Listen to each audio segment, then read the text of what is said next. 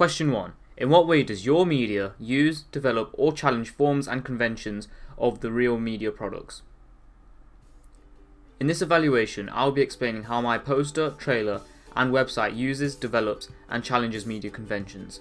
My poster develops the use of narrative conventions through the use of slang text in my poster.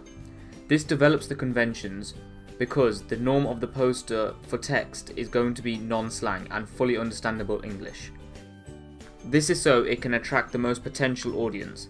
However, for my movie/poster, I only wanted an audience that can relate to my movie.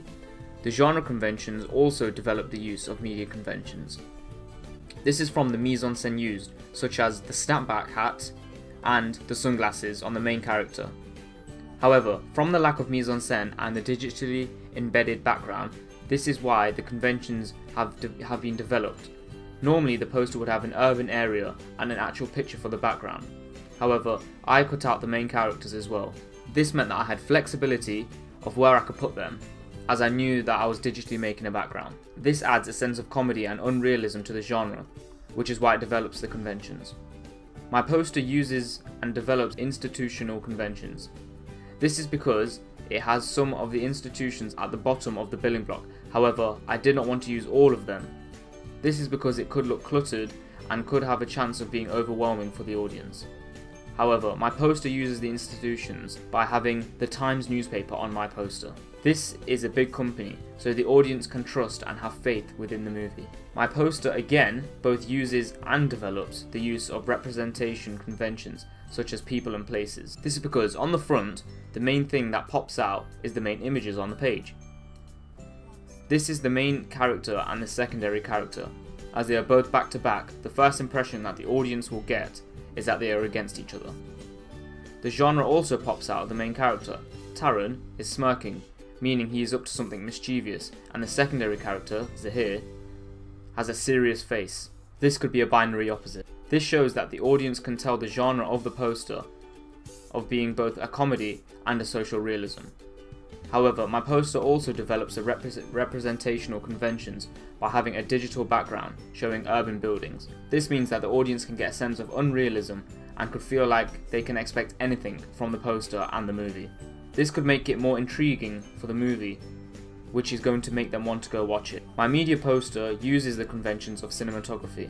This is because for the main images on the front of the poster, the shot is a medium close-up. This is so that the audience can see the facial expressions on the characters on the poster. However, it also developed as the shot expected for the main characters should have been a low angle, asserting the character's dominance. However, I didn't want to give this effect to the audience, as this could give them a wrong first impression. As there are only 2 characters on the poster, it leaves the audience wanting more, and therefore another way of bringing the audience in. For the typography conventions, my poster both uses and challenges them. Firstly, the poster uses conventions by using the correct font for the building block and suitable, easy to read text for the other movie information such as the website and the Facebook and Instagram page. My masthead of the poster challenges the conventions of typography. This is because I have made the text of the title of my poster and the image in a sense. I've added windows to the text to make the masthead look like buildings to go with the background of the main poster. However, I didn't want to make it hard to read. This is why I added windows in subtly. Therefore, it's not hard to read and not putting the viewer off from the movie. Finally, I used the conventions of the poster's USP, unique selling point. I did this by subtly adding a lamppost and an aeroplane at the bottom and the top of the poster. This was done by getting a large image online and adding a colour overlay on top. This helped me fill in blank areas on the page and adds more content onto the page for the audience to look at, which is going to keep them from getting bored at looking at the poster. Thank you for listening to my question 1, the poster.